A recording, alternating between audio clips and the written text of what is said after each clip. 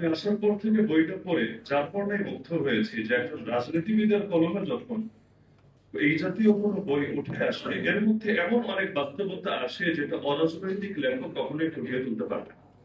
কারণ যারা মাঠে ময়দানে থাকে এবং দেশের গতি প্রকৃতি সম্পর্কে নিবিড়ভাবে গভীরভাবে কাছ থেকে জানে, তাদের লেখা আমি মনে করি এগুলো ইতিহাস ও জাতির জন্য একটা গুরুত্বপূর্ণ পাত্র হয়ে থাকবে ইনশাআল্লাহ।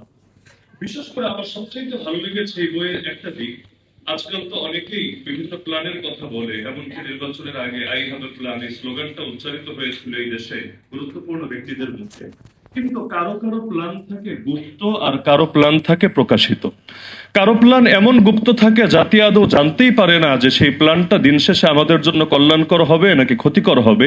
কিন্তু এই বইয়ে তিনি প্রকাশিতভাবে যে প্ল্যানগুলো তুলে ধরেছেন, আমি মনে করি যদি এটা বাস্তবে রূপ দিতে পারেন আসলেই এই ঢাকার চিত্র বদলে যাবে ইনশাআল্লাহ। আমরা যদি পবিত্র কোরআনকে সামনে রাখি তাহলে দেখতে পাই নেতার মধ্যে দুটো গুণ অনিবার্য, যেটা আল্লাহ তাআলা কোরআনে নবী ইউসুফ আলাইহিস সালাম এবং নবী মুসা আলাইহিস সালামের জবানিতে তুলে ধরেছেন। নবী ইউসুফ আলাইহিস সালাম যখন নিজেকে উপস্থাপন করলেন রাষ্ট্রীয় দায়িত্ব দেওয়ার জন্য, তিনি তার দুটো গুণের কথা বললেন। তিনি বললেন ইন্নী হাফিজুন আলিম, আমার একটা গুণ হলো আমি আমানতদার, সবকিছু যথাযথভাবে সংরক্ষণ করব।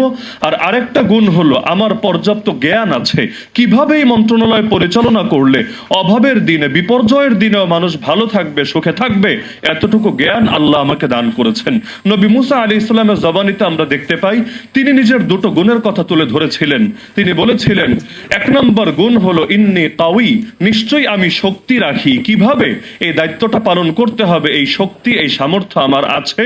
আর দ্বিতীয় গুণ, এই বিষয়ক জ্ঞানও আল্লাহ তাআলা আমাকে দান করেছেন, আমি আমানতদার, আমি যথাযথভাবে এখানে সততার পরিচয় দেব, ভিন্ন কিছু করব না। আমি মনে করি এই বাংলাদেশ জামায়াত ইসলামীর নেতৃবৃন্দের মধ্যে এই দুটো গুণই আল্লাহ তাআলা দিয়েছেন।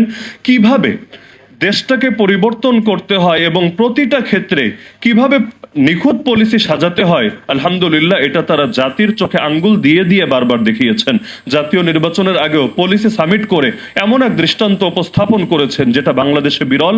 একইভাবে আগামী দিনে সিটি নির্বাচনের আগেও এই জুলাই বিপ্লবের প্রত্যাশা, মানবিক ঢাকার পুনর্গঠন, এই বইয়ের 4টা অধ্যায়ের ভেতরে জুলাইয়ের সেই অন্তরালের স্মৃতিকথার পাশাপাশি এই মানবিক ঢাকার যে চিত্র তিনি তুলে ধরেছেন, আমি মনে করি এটাই প্রমাণ করে তারা দেশকে নিয়ে ভাবেন এবং দেশ পরিচালনার যোগ্যতা রাখেন। পাশাপাশি আল্লাহ তাআলা তাদেরকে যে সততা দিয়েছেন, আমানতদারি দিয়েছেন, আমি মনে করি আগামী দিনে তারা যদি এই তত্ত্বকে বাস্তবতায় রূপ দিতে সক্ষম হন, ইনশাআল্লাহ এই দেশ পরিবর্তন হবে, এই দেশের মানুষ ব্যাপকভাবে উপকৃত হবে এবং রাজনীতির ব্যাপারে যে একটা নেতিবাচক ধারণা মানুষের মধ্যে ছড়িয়ে গিয়েছে, ইনশাআল্লাহ সেটা আমূল পরিবর্তন হবে।